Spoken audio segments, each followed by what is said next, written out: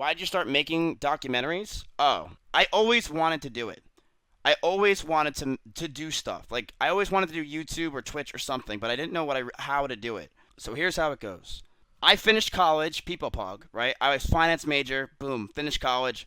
I was going to work at a company called Vanguard. Does anyone here even know what Vanguard is? It's the #1 financial firm in the world of investments. Like they have 5.3 trillion US dollars. So I was going to go work for them at their flagship program, which is not the easiest thing to get into. I took Adderall for 5 years. And I was I was finished college, boom, I was going to go to Vanguard. I was going to work that life. But right as I was going to go to that college, I went to Wildwood.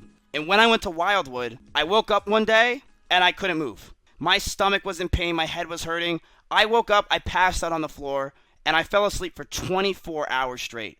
24 hours I fell asleep for. I couldn't wake up. I woke up the next day and I went to the beach with my friends. I felt decent. I still felt really tired, but I felt like I could move. We went to the beach and then we were going home. I was going to go home, and then all of a sudden, while I'm in the car, my left arm completely goes numb. I couldn't move it. I couldn't feel it. Didn't know what the hell was happening. And my friend, he works for the, not the fire department. What's it called, chat? He is an EMT. So he's an EMT slash firefighter, and he like grabs me, and he wants to make sure I'm okay. He checks me. He's like, you're probably fine. You're probably just a little sick or something like that. Well, he was wrong. I went to sleep that night, and I woke up in the middle of the night, and I was like coughing up blood. I was screaming on the top of my lungs, and the pain is described as someone takes a knife, stabs it in your heart, and slowly twists it. I woke up at like 4 in the morning screaming like crazy. My dad was the only one home because my mom was in Florida, and he just grabs me and just floors it all the way to the hospital, like floors it. The night before, my mom says, yo, take some ibuprofen, just relax a little bit. So I took a lot of ibuprofen like my mom told me to do. My dad grabs me, puts me in the car, drives to the hospital as fast as he can. We get to the hospital. I'm sitting there. They like throw me in the ER. They start putting things all around me. I calmed down a little bit, but I was still in pain. And the doctor walks in. The doctor's like, dude, you're on coke. I'm like, no, I'm not. He's like, yeah, you are. You're on coke.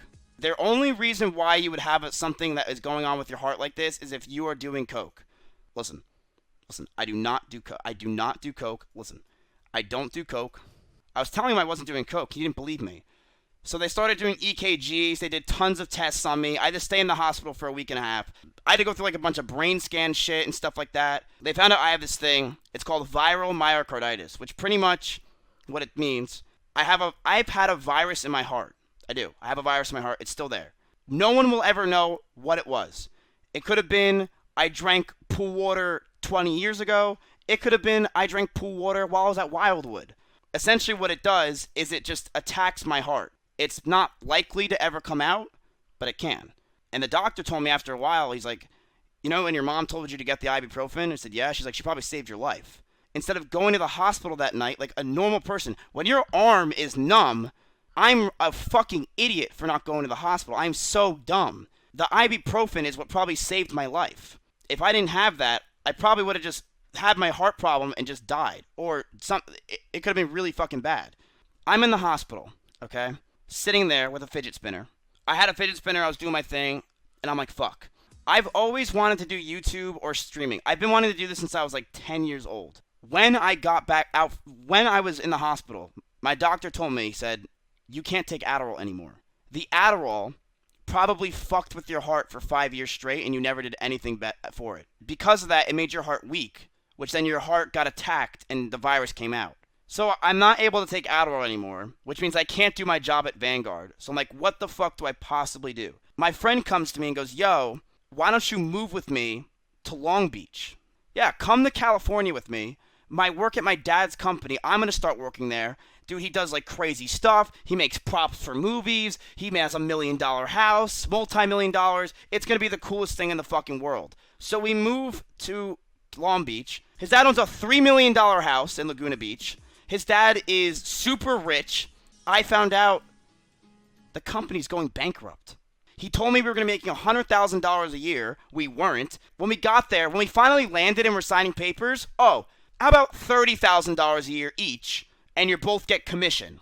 He scammed the shit out of me. I was there for it was the worst 90 days of my life. It was the worst time of my life. So I was in Long Beach for 3 months, in an 800 square foot apartment making $35,000 a year. $35,000 a year in Long Beach, you were in debt. Long Beach was the worst 3 months of my life. Worst 3 months of my life. I go home to Jersey. I'm sitting there in Jersey. I call Vanguard, and they're like, yo, you can come back, baby. You can come back. I was like, fuck yeah, dude. I can go to Vanguard, pretend this never happened, and then I could just go to Vanguard and live a normal life. But while I'm in my basement, my parents sold my house. My dad lost his job like a year before, and my mom just lost her job. My mom got a job offer, a really good job offer in Florida. My parents moved to Florida. We went all the way from Jersey. I had to pack everything up, and we went to Florida. As we are packing my stuff up, I say to myself, I want to try something that I've always wanted to try for the past 10 years. It sounds cliche, but it's true. I'm like, I want to try something I've always wanted to try. So I said to myself, why don't I try YouTube, right? How can I make YouTube videos? Like, what do I know? What can I do? I had this idea in my head to start making videos on streamers. I start talking to Glink. His Discord thought that I was very funny. You are really, really funny, and everything you say is a joke. You should try making YouTube videos. And I came up with the idea of making videos on, like, documentaries on streamers. They'll react to the video that I'm making, which if they react to it, then that will generate some views. My first video I ever made is Who is Tyler 1? This video had literally no views. I didn't know what to do. So I talked to Glink, and Glink's like, yo, why don't you do this? I'm like, what? Everyone that's around Tyler and see if they can get him to watch it. I added E-Rob and Michaela. Tyler didn't watch it. You know who did? E-Rob. So E-Rob watched this video. He had his chat go and like the video nonstop and spread it. He's like, dude, this guy is actually hilarious. These are some of the funniest YouTube videos I've ever seen. Spread this thing out and make people watch it. 2 views a day to 200 to 2,000 to points where it's getting 20,000 views. And then from there, I started making other videos on streamers, and it just started to blow the fuck up. I would definitely credit E-Rob to making me 100%. As you realize on YouTube, chat, let me tell you how YouTube works. If you're ever interested in YouTube, it is a terrible, terrible place. Every time you try to put up a video, copy strikes. Every time you try to do anything, someone's copyright striking you. It is a miserable, miserable life. On this channel, there is like 10 billion plus views. I've maybe made $300. So I started growing really fast on YouTube, like really, really fast. And a lot of people started reaching out to me and stuff like that. I got a message from Ice Poseidon. And then this is where things get fun. Yo, dude, come over and make a documentary or like a video. I'm like, oh. He's like, yeah, dude, I'll fly you out. I'm like, cool, you're going to fly me out. Because I was broke. I made no money on YouTube, so I was broke. I couldn't fly anywhere. I fly myself out. He gives me his debit card. It gets declined. So he's like, I'll pay you back. I never got paid back. I go to the house. We start chilling. And I'm like, all right, let's make a video. No one was there. So Paul left. People were gone. No one wanted to hang out with me because they were like, I don't really care about you. The only one that tried to help me make a video was this guy named Kyle Faldor. And I don't know if you guys know who he is. He tried helping me make a video. He was really the only one there for me that actually like really helped out a shit ton. But the video was so bad, chat. It was so bad. The video was a total failure. I have no idea where it is. It was a total disaster. Didn't even really care. And then Paul gets back. He's like, yo, you want to go on an RV trip with me? I went on the RV trip. And thus began Cameraman Miz. And boy, was it a fun time.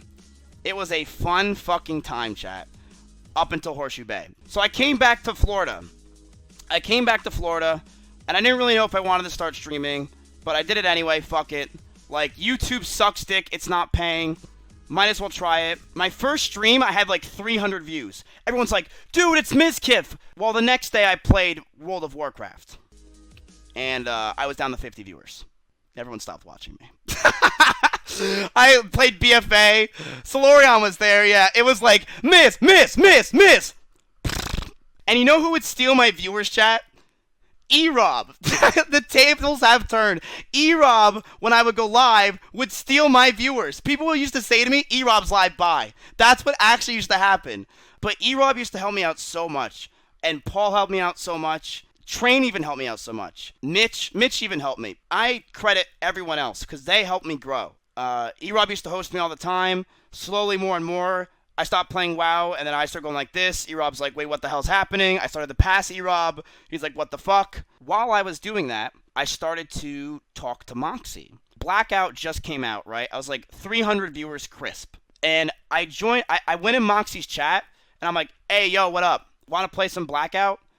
And me and Moxie played Blackout, and it was probably the funniest stream I ever had in my entire life. Me and Moxie started becoming like best friends. We started talking about every single night we started hanging out. Me, him, E-Rob, we just started all hanging out and having fun.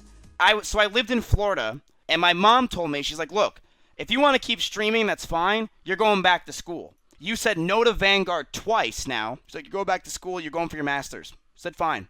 Understood. I'll go back to my master's and I'll do that. So I went all the way to Jersey.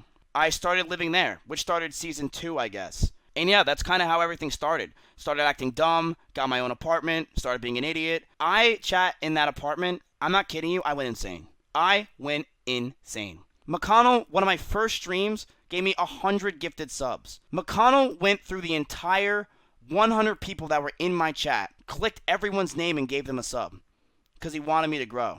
It's been absolutely crazy, and it just started growing and growing and growing to where we are now. That's the story.